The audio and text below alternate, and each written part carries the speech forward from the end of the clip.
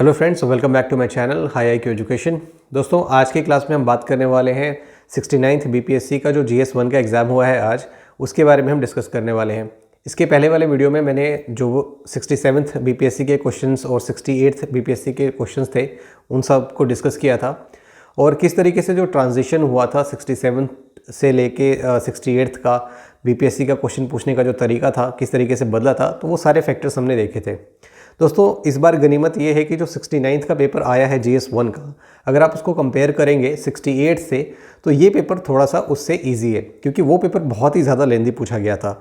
कुछ क्वेश्चंस ऐसे थे जो बहुत ज़्यादा सरप्राइजिंग थे, क्योंकि बच्चे जो है वो उसी तरीके से प्रिपरेशन करते जिस तरीके से वो पहले करते आ रहे थे, लेकिन अचानक से एग्जामिनेशन हॉल में उन क्वेश्चंस को देखना एक तरीके से सरप्राइज़ था। लेकिन अब सब अवगत हो गए कि हमको अपना जो प्रिपरेशन है वो यूपीएससी के पैटर्न के आधार पे करना पड़ेगा बीपीएससी क्लियर करने के लिए।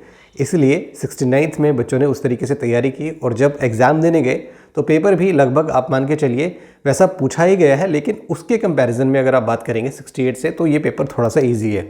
ठीक है, देखिए क्वेश्चंस क्या है। मैंने आपको बताया था कि जो हर सेक्शन का जो पार्ट फर्स्ट रहता है उसके सारे जो सब पार्ट्स रहते हैं वो कंपलसरी रहते हैं।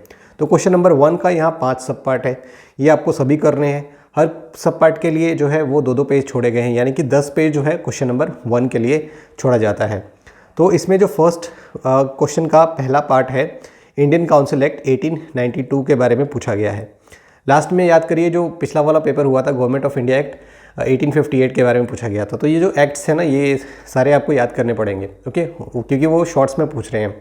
आपको मालूम है ना कि जो बीपीएससी है उसका जो क्वेश्चन पूछने का तरीका जो है इस तरीके से बदला है, क्योंकि उन्होंने सब पार्ट्स में क्वेश्चन पूछे हैं, तो उनके पास स्कोप जो है वो बहुत ज़्यादा बढ़ जाता है क्वेश्चंस इंक्लूड करने का। ठीक है, देखिए अब जो बीप है उसमें पूछा गया है संथल अपराइजिंग के बारे में, सी चंपारण सत्याग्रह, डी है art and architecture of modern period, और ई जो है cave painting of eastern India in ancient period. ये जो डी पार्ट है और ई पार्ट है ये पिछली बार भी पूछा गया था। ठीक है, संथल अपराइजिंग, चंपारण सत्याग्रह, ये तो पहले से आते रहे हैं, तो इसमें मुझे नहीं लगता कि आपको ज़्यादा परेशानी होगी, क्योंकि ये बहुत ही प्रिडिक्टेड क्वेश्चन है। अब देखिए जो क्वेश्चन नंबर 2 है उसका ए और बी इन दोनों में आपको चॉइस मिलती है, कोई एक करिए। 38 मार्क्स का ये क्वेश्चन है। जो ए पार्ट है, Bihar has been the centre of learning and spiritualism of ancient time. तो इस पे लिखना मुझे लगता है कि कोई ज़्यादा मुश्किल हो सकता है। अगर इसमें भी आपको कठिनाई है तो इसका जो और पार्ट है, देखिए, evaluate the Champaran Indigo movement and explain its impact on the Indian freedom struggle. तो ये भी क्वेश्चन ज़्यादा मुश्किल नहीं है, इसके ऊपर भी आप कर सकते हो। ठीक है, जो क्वेश्चन नंबर 3 है उसका ए पार्ट देखिए क्या पूछता है, critically examine the contribution of moderate phase of Indian national Congress movement, so it can also be doable. और जो उसका थर्ड का बी पार्ट है, trace the development of modern education in Bihar and its impact. अब ये क्वेश्चन तो आता ही रहा है, ये क्वेश्चन इस बार भी पूछा गया है, तो ज़्यादा मुश्किल नहीं है। यहाँ पे आपने देखा कि 1 से लेकर 3 तक अगर आप ट्रेडिशनल तरीके से प्रिपरेशन कर रहे हैं तो आप ये क्वेश्चंस यहाँ तक कर सकते हैं। चलिए अब सेक्शन 2 में देखते हैं, क्वेश्चन नंबर 4। सेक्शन 2 का जो फर्स्ट पार्ट है यानी कि क्वेश्चन नंबर 4, इसके सारे पार्ट्स सब पार्ट्स जो हैं वो कंपलसरी रहेंगे। देखिए, explain the concern of supreme court of India on combating gender stereotypes. अब ये सेक्शन 2 जो है ना, ये करंट अफेयर्स में आ जाता है। नेक्स्ट देखिए, examine the relevance of the भारतीय नागरिक सुरक्षा संहिता 2023 in Indian governance system.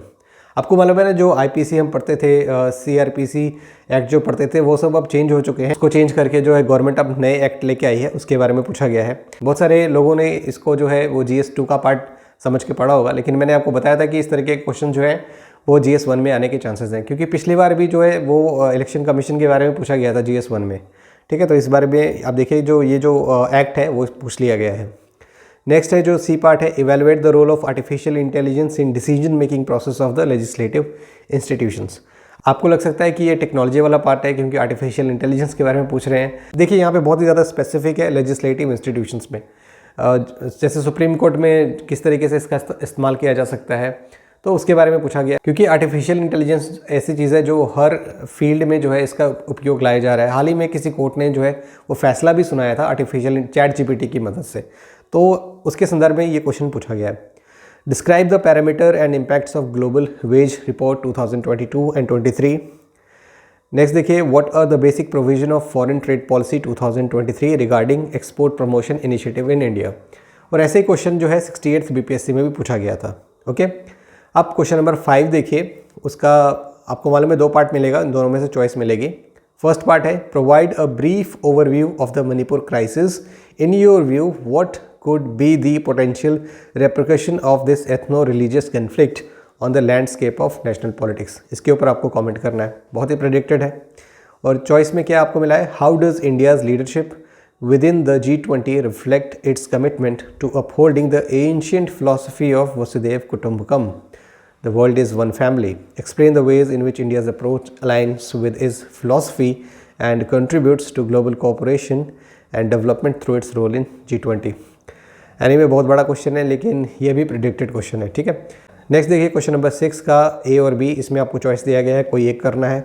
What could be the potential positive and negative social consequences of introducing a uniform civil code in India considering its rich diversity. ज़्यादा मुश्किल question है नहीं, uniform civil code, इसके बारे में अगर आप टेस्ट सीरीज़ वगैरह अगर देते होंगे या अगर आपने यूपीएससी के प्रीवियस ईयर क्वेश्चंस देखे होंगे तो बार बार ये क्वेश्चंस जो है आते रहते हैं, ठीक है। अब इसका जो बी पार्ट है जिसमें चॉइस है, how does India's growing status as an emerging space power align with its ambition and achievement in space exploration, particularly in the context of the Chandrayaan 3 mission by ISRO, discuss the mission's goals and its role in India's journey towards becoming a prominent player in the global space arena. Chandrayaan 3 के बारे में question पूछा गया है, मुझे मालूम है आप सब लोग प्रिपेयर करके गए होंगे तो ये कर ही सकते हैं, अगर ऊपर वाला नहीं आता तो नीचे वाला कर ही सकते हैं। सेक्शन 3 जो है वो डीआई होता है, और इस बार का डीआई जो है दोस्त ये बहुत ही इजी आया था। अब देख लीजिए अब इसको मैं क्या पढ़ूँ, जिन लोगों ने बैंकिंग वगैरह की प्रिपरेशन करी होगी तो उनके लिए खैर ज़्यादा मुश्किल नहीं है। खैर मुश्किल ये हो जाता है कि आपको लिखने की प्रैक्टिस होनी चाहिए। अब ये टेबल है ना, आपको वहाँ पे अगर आप ये सारा ड्रॉ करने बैठेंगे तो मे भी ज़्यादा टाइम लग जाएगा। तो ऐसा होता है कि अगर आपने प्रैक्टिस नहीं की हो, अगर आप डायरेक्ट क्वेश्चंस लिख रहे हैं, डायरेक्ट सॉल्व कर रहे हैं, स्टेप बाय स्टेप नहीं चल रहे हैं, तो आपके मार्क्स कटने के चांसेस ज़्यादा रहते हैं। तो इसलिए कहा जाता है कि आप आंसर राइटिंग की प्रैक्टिस करते रहिए, ठीक है। तो ये क्वेश्चन है, क्वेश्चन नंबर 7 के देखिए 7 है और उसके साथ में एक चॉइस दी गई है। फिर क्वेश्चन नंबर 8 और उसके बाद यहाँ पे भी आपको एक चॉइस दी गई है, ठीक है।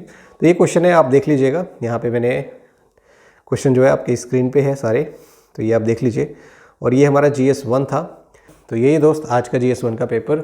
नेक्स्ट वीडियो में हम मिलेंगे बीपीएससी के अगले क्वेश्चन के साथ। और जब बीपीएससी का जो ऐसे का क्वेश्चन आएगा दोस्त 69th बीपीएससी का, तो वो भी हम सॉल्व करेंगे। 68th बीपीएससी का क्वेश्चन तो हम सॉल्व कर रहे हैं, और बाकी जो ऐसे रह गए हैं वो भी हम यहाँ पे मॉडल आंसर आपको प्रोवाइड कर देंगे, ठीक है। 69 का आने दीजिए, फिर आपको जल्द ही जल्द आपको वो सारे के सारे वीडियोस जो हैं ऐसे के मॉडल आंसर्स और इन सभी क्वेश्चंस के मॉडल आंसर्स आपको मेरे चैनल पे मिल जाएंगे। ओके, तब तक के लिए स्टे ट्यून्ड और सब्सक्राइब करना ना भूलिए। मिलते हैं नेक्स्ट वीडियो में। जय हिंद, धन्यवाद।